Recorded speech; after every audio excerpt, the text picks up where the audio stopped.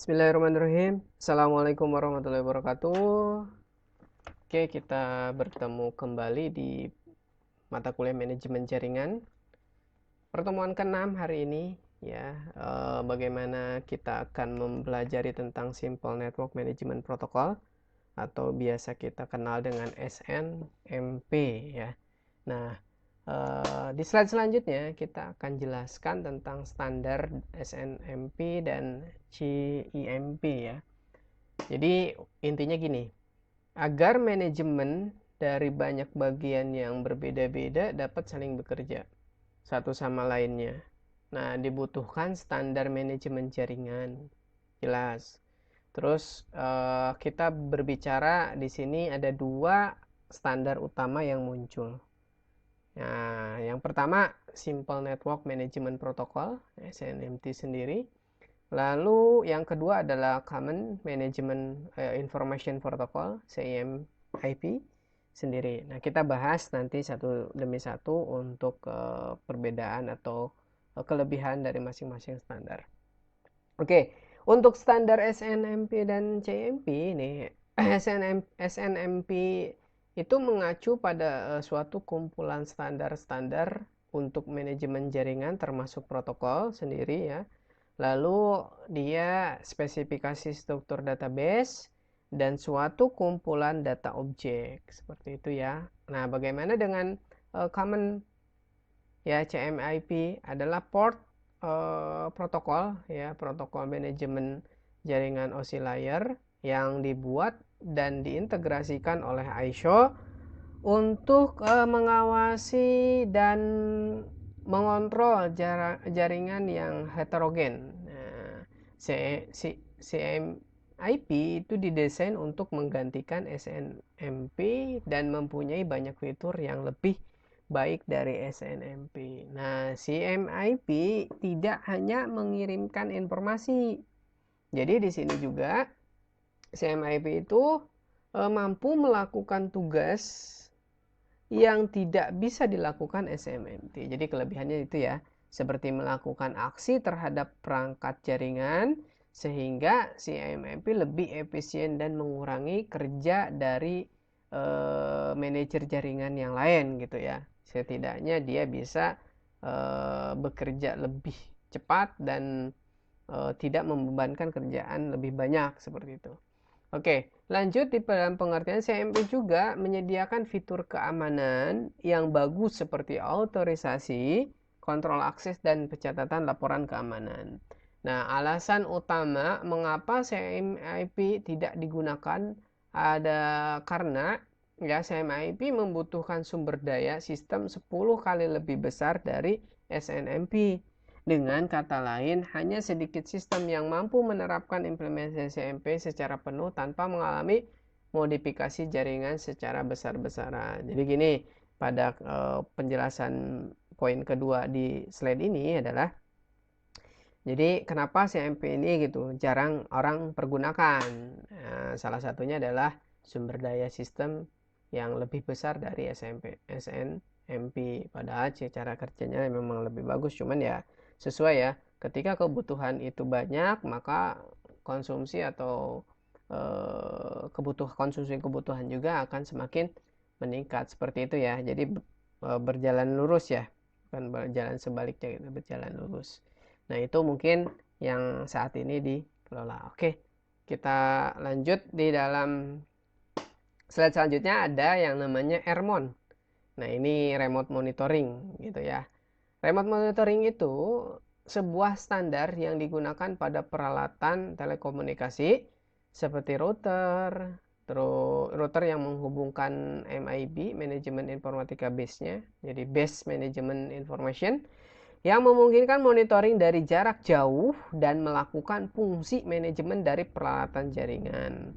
Remote monitoring juga mengatur sebuah pengawasan MIB jarak jauh yang mendukung MIB 2 dan menyediakan informasi penting mengenai jaringan ke manajer jaringan. Nah, ciri-ciri dari remote monitoring adalah walaupun remote monitoring adalah sebuah spesifikasi dari MIB dengan tanpa perubahan pada protokol SNMP adalah telah ada gitu. Jadi remote monitoring ini mampu menyediakan sebuah tambahan yang cukup penting pada fungsi SNMP untuk meremote pekerjaan-pekerjaan yang memang butuh dikerjakan dari jarak jauh gitu ya. Lalu keuntungan remote dari monitoring, pengawasi dan menganalisa data secara lokal sehingga mengurangi beban pada jaringan. Tidak tampak secara langsung pada NMS sehingga informasinya lebih terpercaya. Mengizinkan pengawasan secara lebih sering sehingga dapat mendiagnosa masalah dengan lebih cepat. Meningkatkan produktivitas dari manajer jaringan. Itu ya. Lalu kita masuk ke dalam protokol SNMP adalah suatu kunci untuk dapat mengawasi jaringan dengan baik. Dua, banyaknya cara untuk melakukan pengawasan jaringan, namun yang tampaknya sudah menjadi standar secara umum untuk melakukan pengawasan adalah dengan menggunakan protokol Simple Network Management Protocol, yang biasa kita sebut dengan SNMP. SNMP sendiri adalah sebuah protokol application layer pada standar 7 OSI layer dan merupakan bagian dari protokol TCP/IP yang banyak digunakan saat ini. Jelas, yang paling banyak digunakan saat ini ya, saat ini. Oke, protokol ini biasanya digunakan untuk mengatur pertukaran database informasi yang menyangkut sistem manajemen dari sebuah perangkat jaringan. Jadi, protokol ini ya pertukaran lah ya, database pertukaran informasi yang menyangkut sistem manajemen jaringan. Nah, kita lanjut. Protokol SMT pertama kali dikembangkan dan dikeluarkan pada tahun 1998. Nah, SNMP sangat mudah dikembangkan dan fleksibel ya, dibangun di mana karena tidak tergantung pada arsitektur perangkat keras. Nah, protokol SNMP sudah melalui beberapa versi pembuatan diantaranya. Nah, kita bahas satu-satu ya. Untuk SNMP versi pertama itu protokol SNMP yang sudah menjadi standar dan banyak digunakan saat ini. Ya, untuk pertama. SNMP versi pertama ini mengandalkan atribut yang disebut community untuk menjaga keamanannya. Atribut community ini adalah berupa sebuah karakter teks sederhana yang fungsinya tidak lain adalah sebagai sebuah nilai yang bersifat rahasia. Seperti itu ya. Aplikasi SNMP mau atau apapun yang mengetahui atribut community dari suatu jaringan bisa mendapatkan akses ke dalam database informasi dari jaringan tersebut. Nah, dengan catatan ya sudah terintegrasi. Kalau belum terintegrasi ya dia tidak ada akses gitu ke dalam database-nya. Ada 3 jenis community dalam SNMP versi pertama, versi 1 ini yaitu read only, write only, dan trap. Nah, jadi kita bisa hanya ngebaca, nulis, dan trap ya, gitu ya. Oke, lanjut ke versi kedua di SNMP. Versi ini sering disebut dengan community string based SNMP versi 2, di mana protokol versi ini mengombinasikan fitur baru dari SNMP P2 18 dengan sistem keamanan yang ada pada SNMP versi 1. Jadi gitu ya. Jadi ini ya mungkin pengembangan ya dari SNMP versi pertama ke SNMP versi kedua. Nah, versi ini masih belum ada standar baku dari IETF dan masih bersifat eksperimental. Berarti kan masih ada lagi, ibaratkan kalau sekarang itu beta, ya versi beta gitu ya. Meskipun demikian, sudah ada beberapa penjual yang menggunakan SMPC versi 2 ini untuk perangkatnya. Ya, tetap, karena juga versi beta pasti masih sudah diedarkan untuk perbaikan-perbaikan di versi selanjutnya. Lalu untuk versi ketiga, nah tadi ada 3 versi.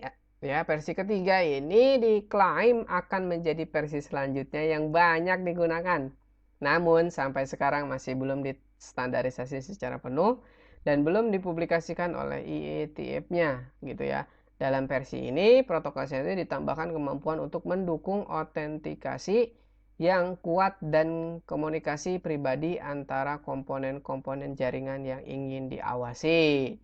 Oke, Pertemuan kali ini itu saja, ya kalau ada pertanyaan silahkan di kolom komentar bertanya, mudah-mudahan bisa dimengerti penjelasan pada materi kali ini, mudah-mudahan ilmunya bermanfaat. Saya akhiri, wassalamualaikum warahmatullahi wabarakatuh.